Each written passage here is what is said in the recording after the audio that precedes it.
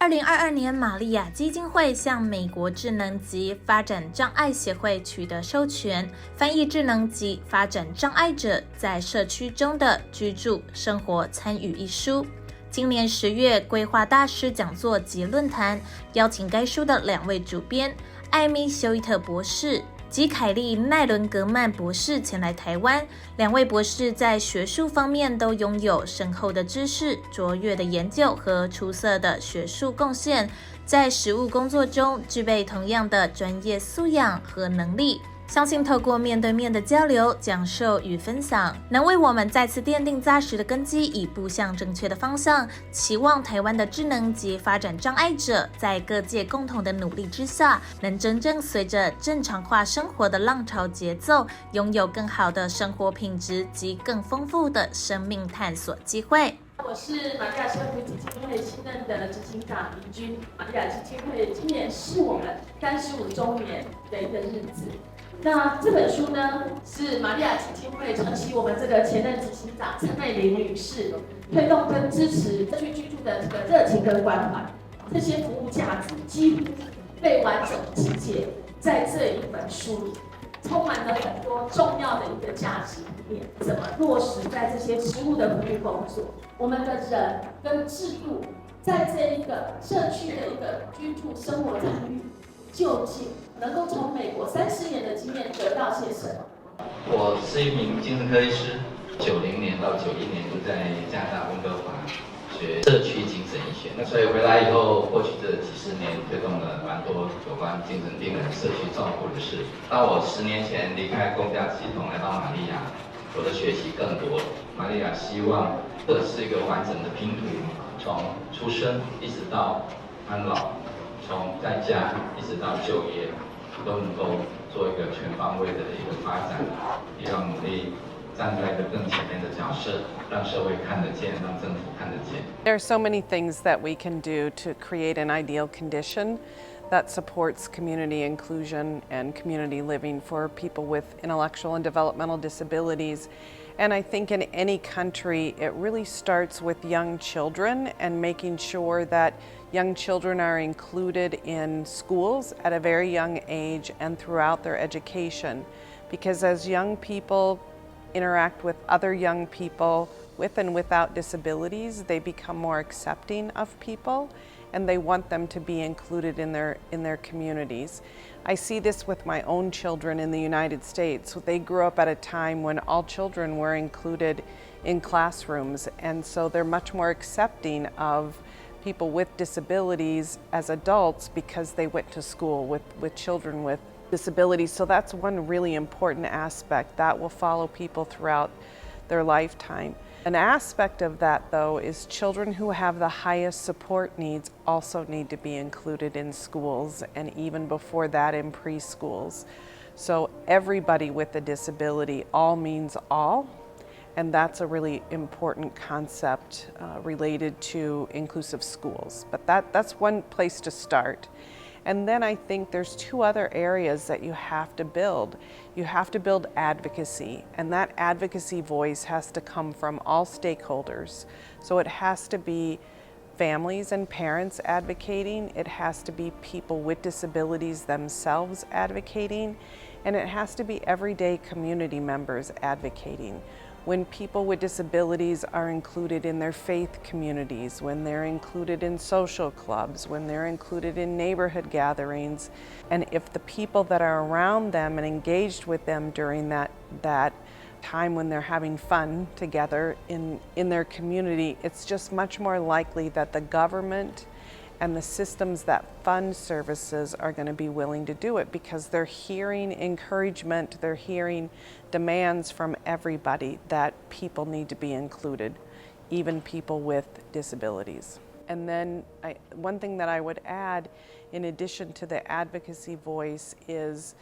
that voice has to be very organized in getting to know and building relationships with elected officials. And people with disabilities are the most powerful and impactful group of people to change attitudes in our elected officials. And if they get to know people with disabilities, if they hear their stories, they're much more likely to change policies that are going to require community living. So the first thing to think about and consider when supporting community inclusion is maximizing the equal rights of people with disabilities. And that means that we have to ensure that the voices of people with disabilities are heard and that the voices of people with disability and their experiences are shared with others. And so first and foremost, it really is ensuring that the equality of people with disabilities is considered when investing in community inclusion. So the other important thing about considering and how we invest in community inclusion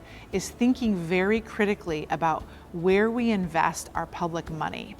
And that means that we have to consider of what are the types of things that we want to see grow and expand, and those are the things that we should investing our public dollars in.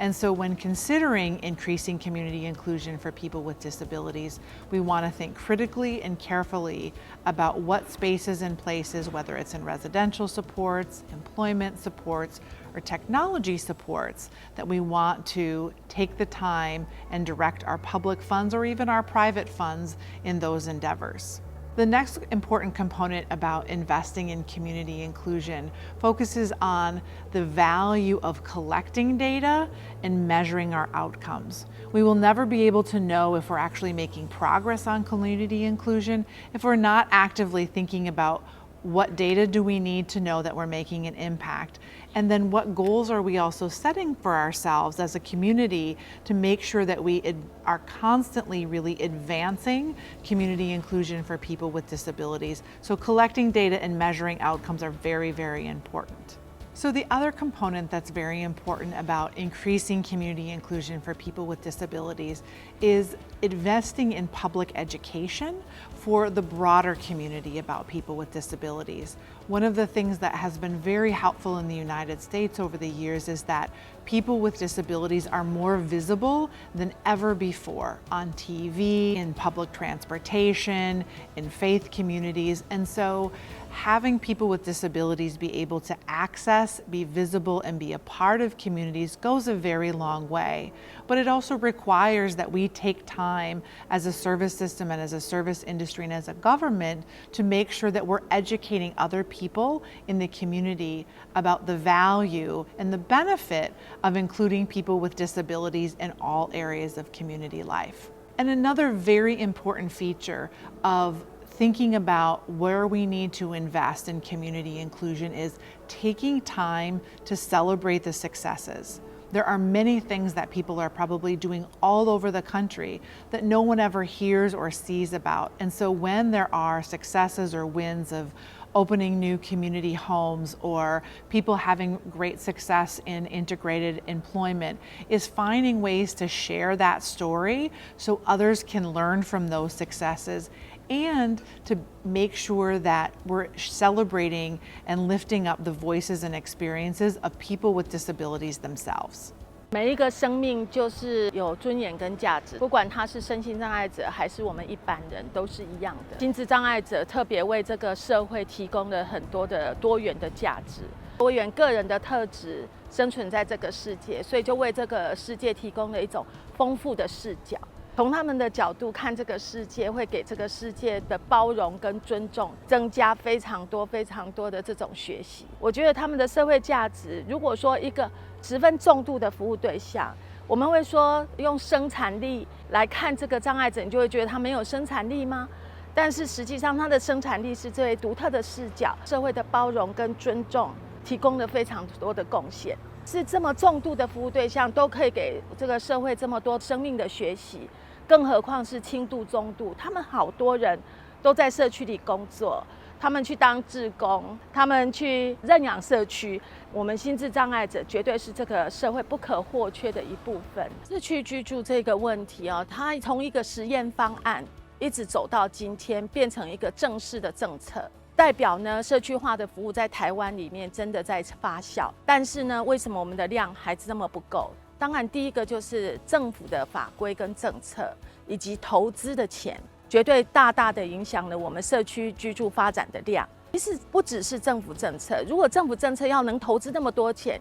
相对来讲全民的共识就要很高，包含我们对于障碍者的一个生活品质的重视，还有他们权利的重视，当然还有其他的议题，可见要投资的资源真的很多，也是为什么社区居住到现在发展的不快，但我们得走。以个人为中心呢，是依照他的需求、他想望的、他想要的为出发点，去让他可以实现。当他实现的那一天呢，就是展现他的尊严。这样的方法是完全颠倒过来的，跟你从组织出发，从你专业人员的能力出发，完全不一样。所以以个人为中心，还有一个很重要的叫自我决策，就是让障碍者有自己的主张，勇于表达自己的意见，要负担什么责任，而他能够下一个最好的决策。可以在社区里头选择一个适合自己居住的地方，他可以用适合自己的方式建构自己的生活圈，选择他喜欢的工作啊，很多兴趣的发展，他可以过一个有品质的自主生活。很难完整的去讲说他们已经都被接受了吗？我觉得我们可以从现在跟过去的社会自己做比较，看到他们在不同的场合也可以去发表他们的意见，争取自己的权益。我们的社会有越来越进步，每一个人他在社会中有他的角色定位，他的贡献，比如他们肯帮我们投入清洁的工作，其实很多也是他们付出的成果，甚至也因为他们创造了很多社会工作的一些机会。我觉得我们整个社会大家其实都是互相依赖的。如果我们真的把智能障碍者也视为是我们生活当中的一部分，也尊重他们的权利，他们本来就应当要有权为他们自己的生活去做决定。以往都是父母亲或监护人帮他做决定，那他从来没有机会做学习。其实我们都知道，智能障碍者虽然是智力上面的限制，其实他只要提供适当的支持，他还是可以从中学习。我们应当要让他们有机会，让他们知道做这些决定会有什么样的一个后果跟选择，也要教他们怎么去为他自己做的选择负起责任。那这才是一个成年的智能障碍者应有的表现，他就是跟你我一样，不应当被剥夺这个部分。我举一个最简单的例子啦，比如说我们常会带服务对象去社区购物或者去逛街，那我们可能就是走马看花，带着他去体验。可是事实上，他在这个过程当中，他可能不知道说他今天为什么要去做这些事情。他如果今天真的很想买一个文具用品，那这个文具用品在不在他的预算内？那在他预算内的话，他有很多不同的价格。他怎么样挑选一个所谓我们一般常人都会想到物美价廉，或者是如果是在他经费预算可以的话，那他也可以选择他喜欢的。日常生活当中都可以从这个过程当中提供他们选择，要告诉他这个选择是做什么，那你做这个选择会有什么后果，如果就必须要去学习。所以我觉得是每一个细节都是我们可以提供支持的地方。那这就是需要工作人员怎么去运用他的生活的艺术，支持我们服务对象在社区里面过生活。